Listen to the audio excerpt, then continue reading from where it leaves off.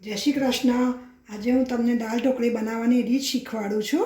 જેના માટે જોઈશે 1 વાટકી ઘઉંનો લોટ, રૂટીન મસાલા જેવા કે હળદર, લાલ મરચું, ધાણા જીરું, રાઈ, અજમો, સ્વાદ મુજબ મીઠું, થોડા શીંગદાણા, મોણ માટે તેલ, બાફેલી તુવેરની દાળ, ગળપણ માટે ગોળ, ખટાશ માટે લીંબુ, થોડી કોથમીર, લીમડાના પત્તા, લાલ મરચું, તમાલપત્ર, થોડા તજના ટુકડા, થોડા લવિંગના પીસીસ અને હિંગ।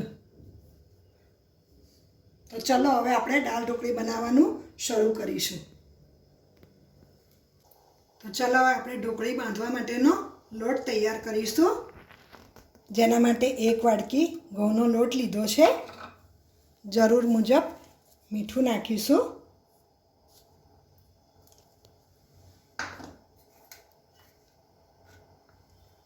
1 ચમચી મરચું નાખીશું, અડધી ચમચી હળદર નાખીશું અને અજમો થોડોક હાથેથી મસળી અને એમાં નાખીશું। હવે આ બધો મસાલો મિક્સ કરી અને એમાં જરૂર મુજબ મોણ નાખીશું।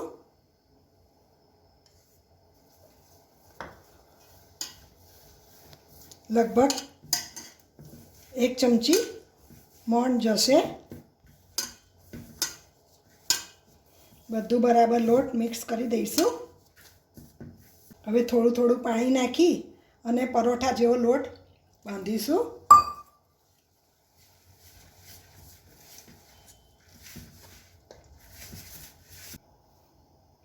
જો હવે આપણો ઢોકળી માટેનો લોટ તૈયાર થઈ ગયો છે। પરોઠા જેવો લોટ બાંધવો, બહુ કઠણ નહીં અને બહુ ઢીલો પણ નહીં, એવો લોટ બાંધવાનો। હવે એના લુવા બનાવી અને એને પરોઠાની માફક રોટલો વણી લેવો। હવે ઢોકળી માટેનો લોટ તૈયાર થઈ ગયો છે। તો હવે અટામણ લઈ અને ઢોકળી માટેનો રોટલો તૈયાર કરીશું।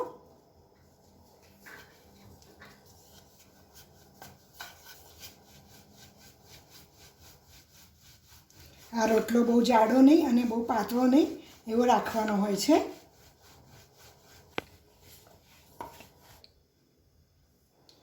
જો હવે આપણો વણેલો રોટલો તૈયાર છે। બીજા બાકીના રોટલા પણ આપણે વણીને તૈયાર કરી દઈશું।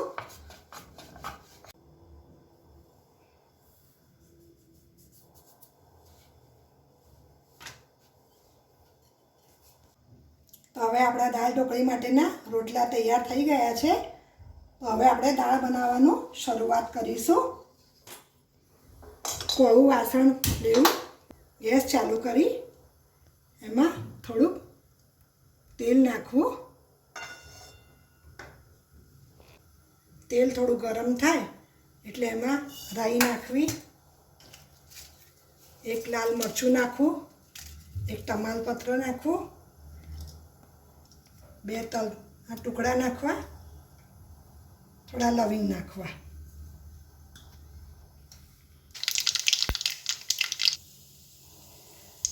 હવે રાઈ ફૂટી ગઈ છે એટલે એમાં થોડા લીમડાના પત્તા નાખી, થોડી હિંગ નાખીશું,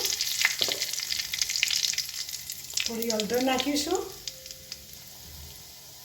જરૂર મુજબ મરચું નાખીશું અને તરત જ આપણે દાળનું જે પાણી છે એ નાખી દઈશું।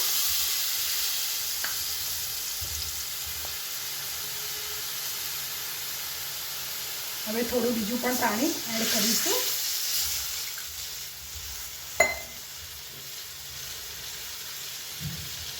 હવે સ્વાદ પ્રમાણે મીઠું નાખીશું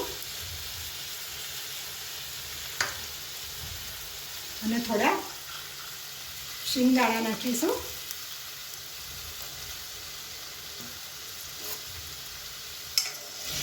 અને બરાબર મિક્સ કરી દઈશું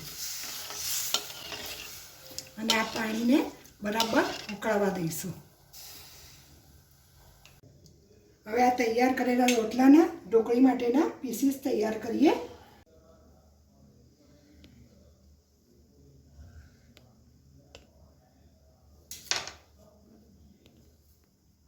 જુઓ હવે આ દાળ ઉકળી ગઈ છે અને ઢોકળીના પીસીસ પણ તૈયાર થઈ ગયા છે. પણ હર મેં ઢોકળી નાખતા પહેલાં ધીમો ગેસ કરી અને 2 ચમચા કાચું તેલ નાખવું કે જેનાથી બિલકુલ ઢોકળી એકબીજાની જોડે ચોંટશે નહીં. અને ત્યારબાદ આવી રીતના એક એક પીસ કરી અને ઢોકળી દાળમાં નાખી દેવી. જો આ બધી ઢોકળી નંખાઈ ગઈ છે પણ થોડુંક પાણી ઓછું લાગે છે એટલે હર હંમેશ પાણી ગરમ કરીને જ એમાં નાખવું, ઠંડુ પાણી નાખવું નહીં. અને મીડિયમ ગેસ રાખવો. બરાબર હલાવી અને થોડીક વાર એને બાફવા માટે ઢાંકીને રાખવું.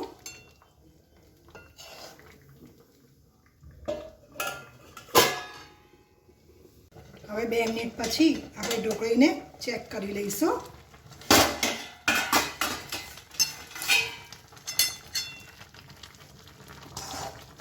બે મિનિટ વધારે ચડવા દઈશું ઢાંકીને.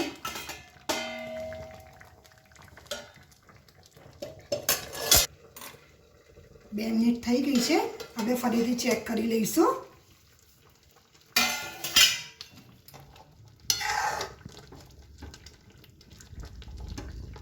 જો હવે આપણી ઢોકળી ચડી ગઈ છે કે નહીં એ જોવા માટે ચમચાની મદદથી એને કાપીશું. તરત જ કપાઈ જાય છે એટલે આપણી ઢોકળી ચડીને તૈયાર થઈ ગઈ છે. હવે એમાં જરૂર મુજબનો ગોળ નાખીશું.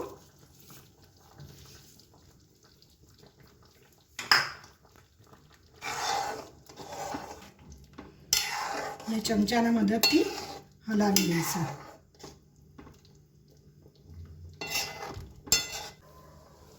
હવે ગોળ બરાબર ઓગળી ગયો છે. એમાં આપણે થોડું ખટાશ માટેનું ધીમો તાપ રાખી અને લીંબુ નીચવી દઈશું.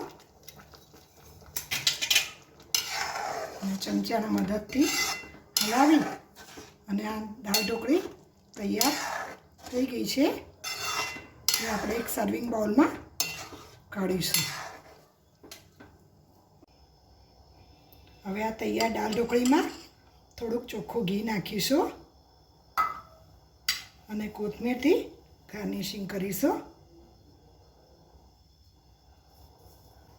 જો આ ગરમ ગરમ દાળ ઢોકળી ખાવા માટે તૈયાર થઈ ગઈ છે. જો તમને મારો આ વિડીયો ગમ્યો હોય તો એને લાઈક કરજો અને મારી ચેનલને સબસ્ક્રાઈબ કરજો.